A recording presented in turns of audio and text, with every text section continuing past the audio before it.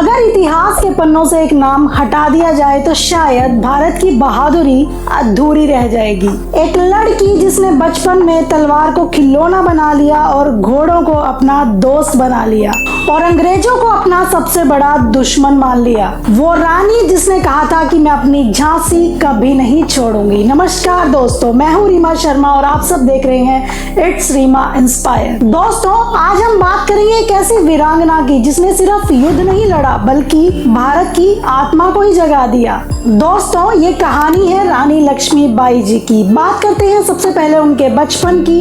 19 नवंबर 1828 वाराणसी में एक बच्ची जन्म लेती है और उसका नाम रखा गया मणिकर्णिका। उनके घर वाले उन्हें प्यार से बुलाते थे मनु। उनके पिता मोरोपंत तांबे एक मराठी ब्राह्मण और वही माता भागीरथी बाई। उनके जीवन का सबसे बड़ा संघर्ष था जब वो सिर्फ 4 साल की थी और उनकी माता जी का निधन हो गया। जिस उम्र में ना बच्चे अपनी माँ की गोद में खेलते हैं, उस उम्र में मनु ने सारे दर्द को सहन कर लिया। दोस्तों, उस दौर में ना लड़कियों को 4 दीवारी में रखा जाता था, लेकिन मनु सबसे अलग थी। तलवारबाजी, घुड़सवारी, धनुष चलाना, ये सब उनके शौक थे।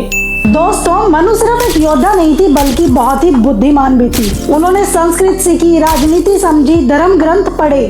उनकी सोच ना दोस्तों उनकी उम्र से कहीं ज्यादा थी। समाज कहता था कि लड़कियां तलवार नहीं उठाती और वही मनु कहती थी कि हौसले का ना कोई जेंडर नहीं होता। अब टाइम आया 1842। झांसी के राजा गंगाधर जिनसे उनकी शादी हो गई और अब मनु बन गई रानी लक्ष्मीबाई। दोस्तों, अब ना उनके कंधों पर सिर्फ परिवार नहीं बल्कि और भी जिम्मेदारियां थी।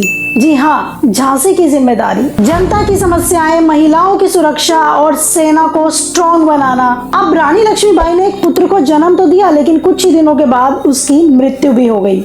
दोस्तों, एक माँ के लिए ना ये सबसे बड़ा दुख था, लेकिन कुछ ही टाइम के बाद ना राजा गंगाधर राव जी का भी निधन हो गया। अब अंग्रेजों ने कहा झांसी ना सिर्फ अंग्रेजों की होगी।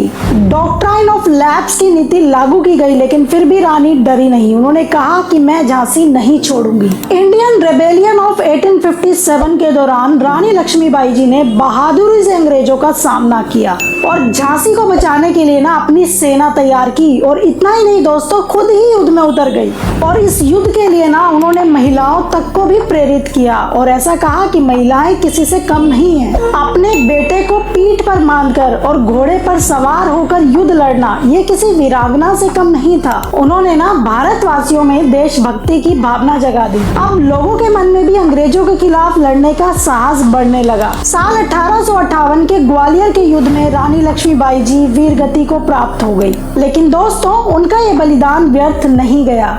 उनकी ये कहानी आने वाली पीढ़ियों के लिए प्रेरणा बन गई। रानी लक्ष्मीबाई सिर्फ एक रानी नहीं बल्कि भारत की शेरनी थी। दोस्तों, उम्र छोटी हो सकती है लेकिन सपने और हिम्मत बिल्कुल भी नहीं। रानी तो चली गई लेकिन उनका साहस अमर हो गया। दोस्तों, परिस्थितियां ना इंसान को कमजोर नहीं बनाती बल्कि कमजोर बनाता है तो इंसान के अंदर छुपा हुआ डर, और वही डर अगर साहस बन जाए ना तो एक दिन इतिहास बन सकता है। अगर एक महिला पूरे अंग्रेजी साम्राज्य को चुनौती दे सकती है तो आप सब अपनी जिंदगी की मुश्किलों से क्यों डरते हो? दोस्तों, जब भी जिंदगी में ना हार मानने का मन करे तो हमेशा याद रखना रानी लक्ष्मीबाई जी को, जिन्होंने आखिरी सांस तक भी उम्मीद नहीं छोड़ी और देश के लिए लड़ना नहीं छोड़ा। खूब लड़ी मर्दानी, वो थी झांसी की रानी। और अगर ये वीडियो आपको अच्छी लगी हो तो इस वीडियो को लाइक, चैनल को सब्सक्राइब करना बिल्कुल भी मत भूलना। और हाँ, कमेंट सेक्शन में अपने देश के लिए जरूर कुछ लिखना। तो दोस्तों, मिलते हैं अपनी नेक्स्ट वीडियो में ऐसी ही इंस्पायरिंग और मोटिवेशनल स्टोरीज के साथ। जय हिंद, जय भारत।